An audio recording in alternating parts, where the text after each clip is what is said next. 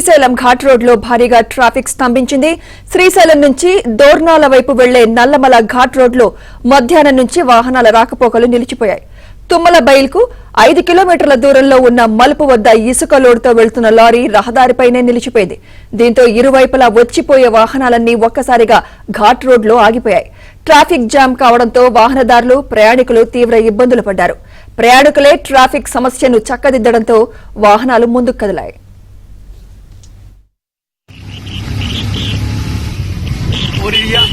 ఇన్ని బస్సులా ఇంతపై ట్రాఫిక్ అయిపోయింది. అట్టే తక్కువ ఉంది.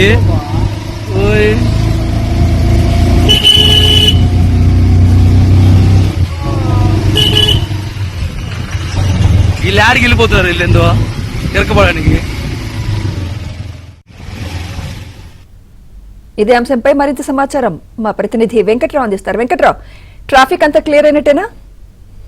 సుమిత్ర, దోర్నాల శ్రీశైలం ఘాట్ రోడ్డు దాదాపు 50 కిలోమీటర్ల మేర ట్రాఫిక్ స్తంభించింది. ఈ రోజు మధ్యాహ్నం సమయంలో ఘాట్ రోడ్డు దోర్నాల మండలం తుమ్మల బయలు వద్ద ఇసుక లోడుతో వెళ్తున్న టిప్పర్ లారీ రోడ్డుకి అడ్డంగా నిలిచిపోయింది. బ్రేక్ ఫెయిల్ కావడంతో లారీ నిలిచిపోయిందని చెప్పని డ్రైవర్ చెప్తున్నా గానీ రోడ్డుకి అడ్డంగా లారీ నిలిచిపోవడంతో ఇరువైపులా వస్తున్న వాహనాలు మొత్తం కూడా ఘాట్ రోడ్ లో నిలిచిపోయి దాదాపు 3 గంటల నుంచి ట్రాఫిక్ అయితే పూర్తిగా స్తంభించింది. వేలాది వాహనాలు ఇటు శ్రీశైలం దోర్నాల వైపు నిలిచిపోయిన పరిస్థితి కనిపించింది.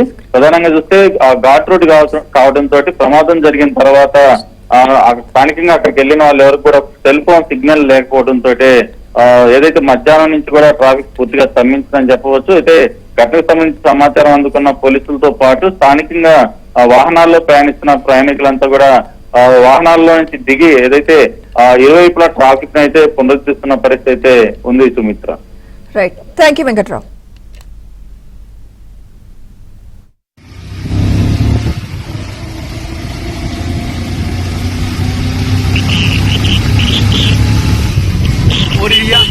ఇన్ని బస్సులా ఇంతపై ట్రాఫిక్ అయిపోయింది. అట్టే తక్కువ ఉంది.